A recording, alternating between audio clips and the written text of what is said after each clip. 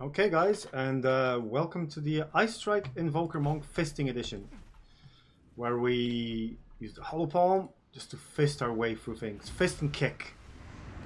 That's how we deal with enemies. Let me just start by quickly showcasing, hopefully I won't die on this new Abyss boss in this league. Let's see if we can dispose of him fairly quickly, just so you guys can see what it looks like.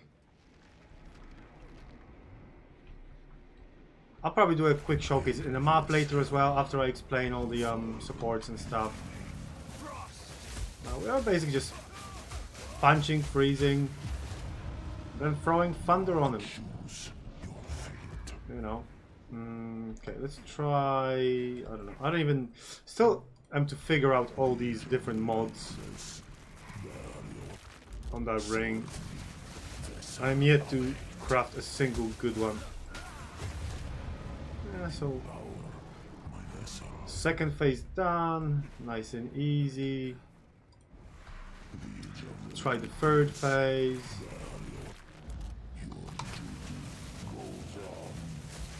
He's frozen. Yep. So far so good, but we're gonna try for the hardest version, obviously. Otherwise this wouldn't be truly an endgame build, would it?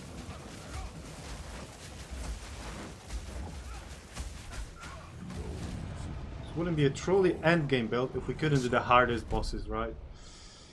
Return the finger to him, and let's try this last hardest phase. It can be a real pain in the ass with all the degens that it's got going on. But we'll see what we can do. We'll see what we can do. Yeah, it's all this degen. Okay, so he doinked us nicely.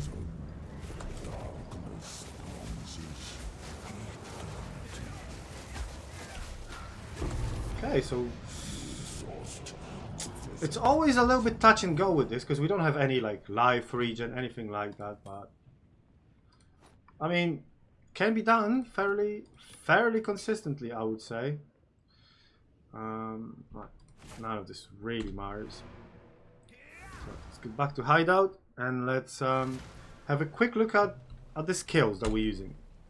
So first of all, obviously, Ice Strike, staple of the Invoker. One of my favorite skills on the Monk. And we're running on it what? Rapid attacks too, just attack speed, self-explanatory. Concentrated area, 30% more damage. Area of effect doesn't really matter in this scenario, the way we're playing it. Elemental armament, just for more elemental damage. Close combat, more damage up close. We're always up close. It's a melee build. We're punching after all. And we're running rage free for that extra attack speed until we get to rage. And once we got to rage, we already got plus 30% attack speed. So it's actually pretty nice. We're running it with conjunction with two heralds, right? Herald of Thunder and Ice. The way we got it set up to help them work off of each other. Okay, both got elemental armament, just for extra damage on both. On Herald of Thunder, we've got cold attunement for the Herald of Thunder procs to deal cold damage. Herald of Thunder will also freeze, and that's just some extra skills. I might add something else on if I get another perfect Jeweler's Orb, but for now this works nicely. So basically, Herald of Thunder is freezing enemies. Remember that. Herald of Ice, on the other hand, got Overreach for more area of effect. Very good. I might actually stick that on Herald of Thunder as well later on. Also, we got Shock, Lightning Attunement, so more extra lightning damage, and Shock Conduction, so more shock. So basically, the way this works and triggers, we're hitting with Ice Strike, we're freezing the enemy, we're killing them on the map. That triggers Herald of Ice, that shocks the enemies around, kills some of them, but shocks the enemies, and once we kill those shocked enemies, that triggers Herald of Thunder, and that freezes the enemies. That makes us proc Herald of Ice faster, and that makes us proc Herald of Thunder again faster. And it's just like a really nice progressive explosion on the screen when it works. What we are running for defense is really Wind Dancer, most of all, and Ghost Route, because we will be stacking Evasion and Energy Shield wherever we can on the gear. We don't care about armor at all on this build.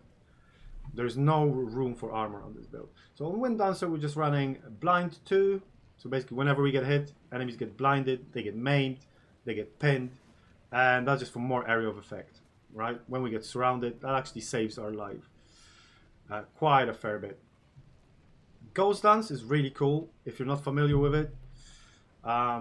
It works off of your evasion. It gathers the charges whenever we get hit. We get some energy shield recovered instantly, which is very, very nice. We're running as a quality of life, just a little clarity, 10 spirit, because we did have some spare spirit. Yeah, quick note, to run this build, like I run it using 190 spirit, but you can run it using only 150 spirit. So we're going to talk about that a little bit more when we get into the Ascendancy as well. And compressed duration, just so Ghost Dance gets those charges even quicker. On mapping, our travel skill pretty much, on top of Ice Strike, would be Shattering Palm.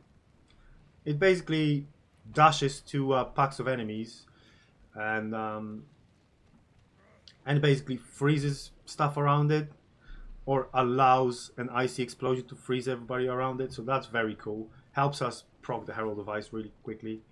We're running Ice Bite on it, so whenever we freeze someone with this, we get 25% extra cold damage, which makes us even stronger. Running Cold Mastery, Magnified Area 2 for more area of effect, and Ancestral Call, which lets us target 2 extra enemies with each Shattering Palm, which is actually very juicy. Next, let's go to our bossing skill, which is Falling Thunder, Hand of Chayula combo. Right? Falling Thunder is a really overlooked skill, right? It scales greatly with power charges. We will always have power charges, that's not a problem. I'll explain how in a second. But it scales dramatically with power charges, right? But it also scales ridiculously well with this, I want to say broken, but not really broken, just really overpowered support called Culmination 2, which basically allows Falling Thunder to gather combo points when other melee skills like Ice Strike and Shattering Palm hit enemies. So we're basically spamming Ice Strike, we're gathering combo points to juice up Falling Thunder even more, because for each combo point we're getting 3% more damage. That's not increased damage, that's more damage. You can consider it like extra damage almost. On top of that, we're running Fist of War 3. So every 14 seconds our Falling Thunder will be ancestrally boosted, so that's extra 30% damage. We're also running Inevitable Critical to get our crit chance high for those single hits on bosses. Currently at 90%. I want to get it to 100. We're slowly getting there. We're slowly getting to 100%. Excise puts a cooldown on Falling Thunder, but that doesn't really matter. We're not using it that often. Only on like really stubborn rares. Maybe when we get surrounded, and on bosses. Right, so 8-second cooldown isn't a problem at all, and gives us extra crit chance. Also using Overextend for even more critical damage bonus, because we're hoping always with that Falling Thunder to get not just the combo boost bonus, not just the power charge bonus, but also a crit bonus for that super juicy hit. To help us with power charges and more crit damage, we're using Hand of Chayula, right, which increases the effects of marks. We're running Sniper's Mark for extra crit bonus, crit damage bonus for Falling Thunder mainly. We're also using the same tech, Culmination 2, to gather combo points with Hand of Chayula, and that is one of our ways to get power charges using Aelif's Chimes. The new support, very cheap support. It only like 5, 6, 7 exalted. Like it's really cheap, affordable support. And that has a 10% chance to gain a power charge when expending a combo point.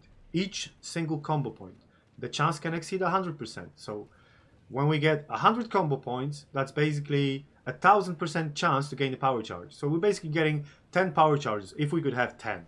We only got 7, so they're always going to be maxed. So on bosses, we basically spam attacks until these two counters get to around 100. Then we pop Hand of Chayula.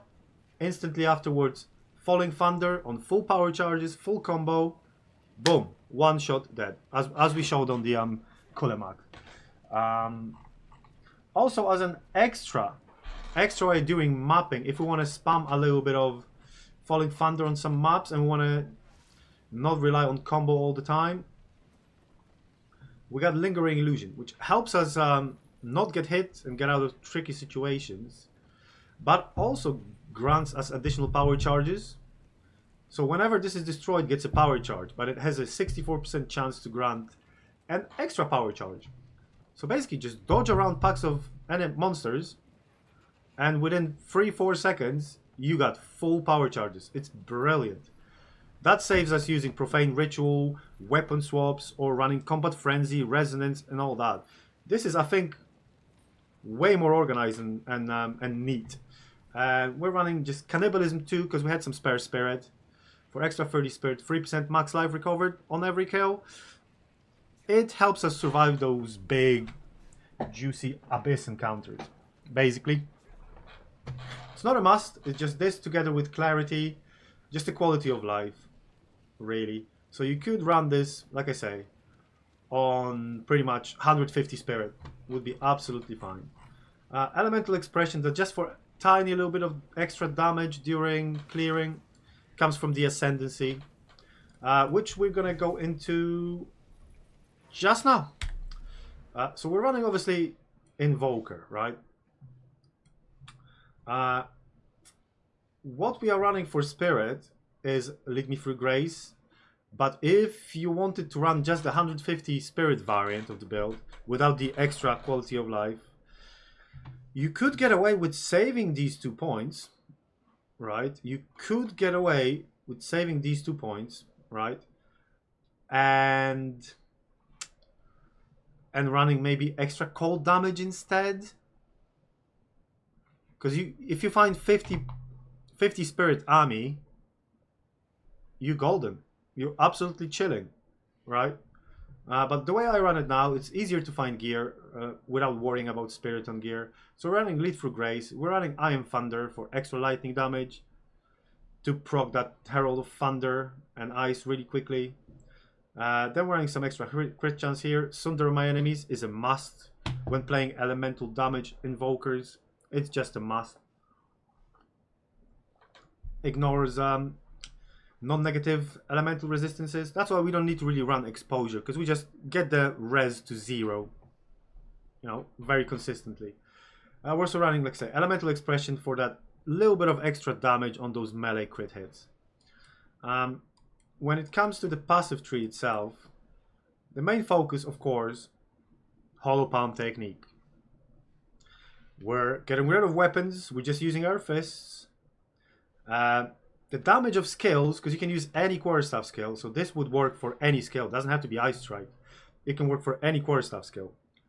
Be it Flicker Strike, Storm Wave, whatever you want to use quarterstaff skills, it will work on this, yeah? It scales off of the skill gem level. So skill levels are really huge on this specific Hollow Palm build.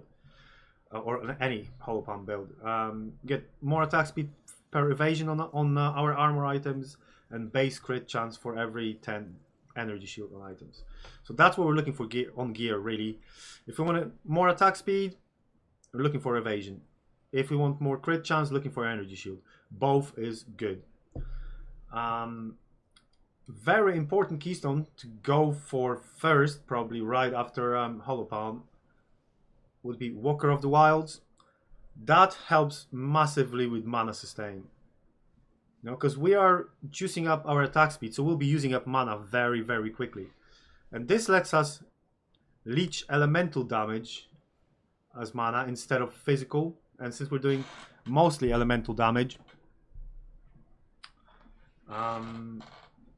this is a must. Like, this is not even negotiable. You have to run it. You have to run it with any fast builds, right? Other than that, another very important note, I'd say, like, I'm running a little bit into crit, as you see, guys, up here and down there, but you can skip it early end game. You don't need that much damage early end game. You don't really need crit for tier 15 maps. That's my opinion. So we're obviously going to go for power charges, for bossing mainly, and stubborn rares, so that's good to go.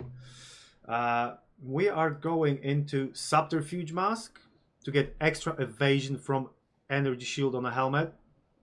And when I show you the gear, I'll show you what that actually looks like and means. So this is a very good one to take. What's also very good? Very good one is also Spectral Ward, +1 extra energy shield for every 12 evasion on body armor. I am running full evasion body armor, so that actually works amazing. For combo point generation, this cluster here with chakras, very important. Maybe not first focus, but starting to get into like level 80 and above, when you start doing pinnacle bosses, you probably want to already go into that. Just some extra attack damage nodes here. All the evasion max energy shield nodes I've been taking. Alright, so anything with more evasion I am taking for survivability, because that gets us with Wind Dancer our evasion to 71%, and that actually in conjunction with Wind Dancer, Ghost Dance, actually helps survive a lot of the time, whereas we would have died normally. What else we got? We anointed, where is it? We anointed Storm Charged on the army. It's slightly expensive, right? Like early on, from like straight out of the campaign, I was just anointing one of these because they're very cheap. One of these claws for extra 25% damage. But now we're after a bit more crit chance, and after hitting critically, you get 40% increased elemental damage. So that's really nice, really nice anoint for the army. Now here, as you can see, we got these 3 nodes taken, but that's only a recent addition. I only purchased the from nothing diamond for about, I think 12 annulment orbs, so like 3 for divine, for that extra damage. It's absolutely not a must. I only done it literally this morning, just before recording this, and these are really nice ones to take, right? We could also maybe take this one, but we're not really too bothered about the rest. Really just want to take these 3 high attack nodes. And yeah, regarding the passive tree, that's about it. Let me just quickly show you that I'm really not rocking super expensive gear on this, right? I'm not even running maxed out mana flasks and life flasks yet. This is really a tight budget build. Most of the stuff I got on me, I either dropped, crafted, or got given. I think the only piece I bought, right, were these boots. They don't have any movement speed because we don't need it. Like, I'll show you when we do T3 Xesht. We don't really need movement speed on boots. It'd be nice to have, but it's absolutely not needed. And then those boots, without movement speed, they cost 30 exalted. If you want 30% movement speed on those, you're probably looking at like 10 divine. So I decided to save myself some currency. We got 3 res, 5. So basically you just want to cap out your res. Wherever you can find it on the gear, just cap out your res. If it's on the army, that's fine. If it's on the rings, it's fine. If it's on the belt, it's fine. Like, I'm only running 2 res ring, and it's not even good. I mean, belt. It's not even good. This is definitely on the way to be upgraded. The rings are okay. A bit of extra cold damage. Cold res. Mana per enemy killed is nice. Mana regen is nice. Life is always nice. But what we're really looking for on rings for this build, like I've got extra physical attack damage as mana leech, just to help with that mana upkeep. It's probably not needed. You probably could use with a third flat damage there, like physical. Like I say, we got good resistances there, but chaos damage is absolutely wasted affix. But like I say, this is a really budget-friendly build as it is right now. On gloves, what are you looking for? Probably ideally that high physical mana leech roll. Other than that, +2 to melee and added physical damage. Maybe added lightning damage. That's an attack speed if you're lucky. That's what you're looking for on the gloves. But other than that, whatever you can find will be good. The armor, again, this is just pure evasion. It's not even that great of a base. It's a level 63, 1800 evasion, but 3 resistances. That's about it. That's all we can say about this. It's nothing super special, but it's good. Like, I think it's more affordable than equivalent hybrid chests. So to begin with, I would probably be going into pure evasion, and maybe later, once you get some currency, go into a nice juicy hybrid. But it's not too bad survival wise. Maybe a little bit more tricky, but it also works. On the helmet, you're looking just to get a little bit more resistances if you can, but mostly you want as much energy shield as you can, because this 400 energy shield is actually 400 energy shield and 800 evasion. So that's what you want on the helmet. Absolutely energy shield. On the army, I got lucky that my buddy gifted me this with +3 to all melee skills, so that helps with the damage a little bit. Increased evasion, more energy shield. That's about it. You want melee skills above anything else on gloves and on the army. That's the only 2 places you can get them, right? For charms, whatever you prefer, whatever helps you survive. I'm just using 2 cold ones. 1 to stop us from being frozen, 1 to give us extra power charges when getting hit by some cold damage, right? Let me actually see what we got from that. Kulamak, probably nothing special. A 69% darkness and throne. Okay, nothing else is great. So this is just throwaways. So yeah, that's about it. Let me go to the hideout. Let me see if we can actually beat T3 Xesht, so you guys can see how it actually zooms on difficult packs of mobs. Or semi-difficult packs of mobs, I want to say. Because they're not that difficult. But let me just fire up this T3 Xesht, wherever my realm is. My map is all over the shop. I haven't really done a lot to it. Only been playing after work. So look, T3 Xesht. And I still sometimes die if I get stuck. Or if I conk out on the actual boss. But just see what it feels like. See what it feels like, guys.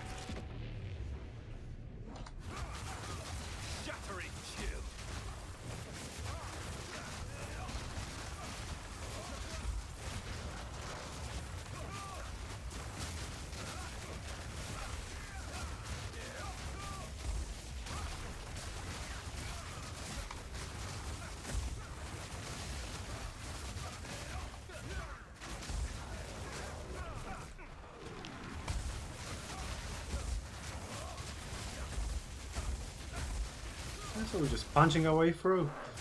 Hopefully we don't get stuck and we manage to make it on time.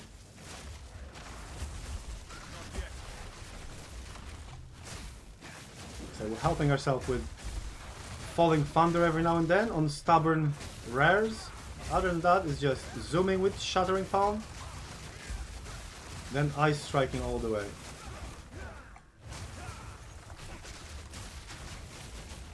Hopefully without getting hit too much.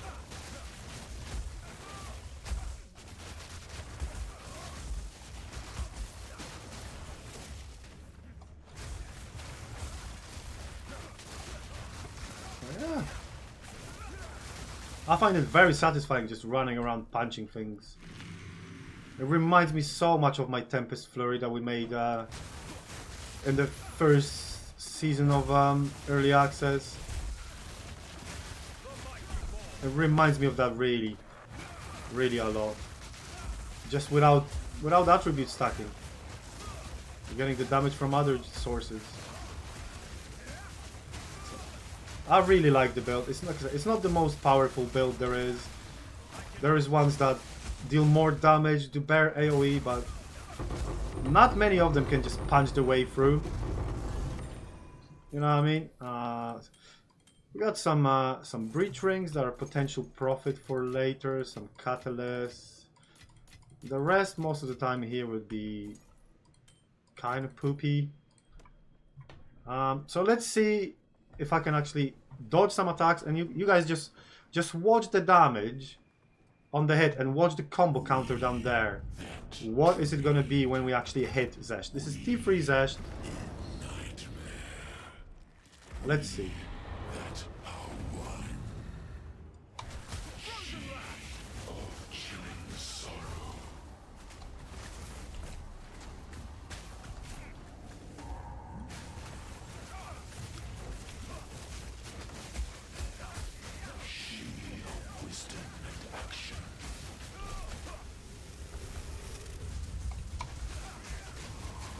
Nice, so we're at 2 million damage. Oh, almost. So that was what, like maybe 10 mil hit? Not quite a one shot. I probably should have waited a little bit longer, but T3 Xesht. Well, we got nothing, but T3 Xesht, not really a massive problem. Not really a massive problem. So yeah, guys, hopefully you're gonna try it out if you haven't yet. If you have any comments, questions, ideas, how to improve the build maybe, because obviously this is still a work in progress, right? Feel free to comment if you like the build guide, if you like the build, if you like the video. Feel free to leave a like or a dislike if you don't like it. That's all absolutely fine. You don't have to subscribe, obviously, because I'm not sure how often I'll be posting videos other than clips from streams. Feel free to pop over onto the stream. I'll probably be streaming by the time this video is coming out on a Saturday at twitch.tv/YesMateTV. And if you guys lasted till this moment, many thanks, and I appreciate your time, guys. Till next time, hopefully you enjoyed it.